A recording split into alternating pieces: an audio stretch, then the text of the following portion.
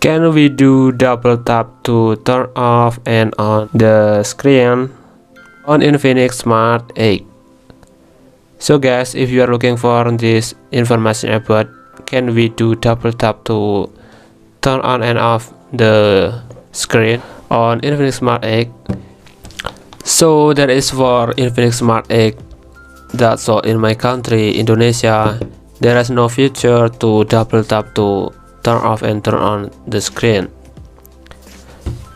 And here for the alternative way, I can do that to turn off the screen and turn on using fingerprint.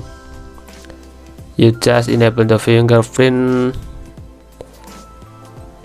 on the setting menu, go to the password and security, and here you can enable fingerprint here.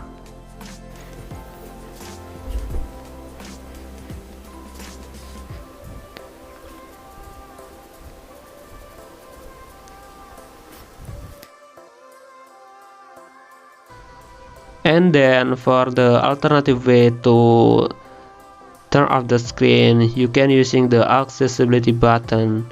You can enable this feature in the special function and go to the accessibility, and then select on accessibility menu, and you can enable the feature on here.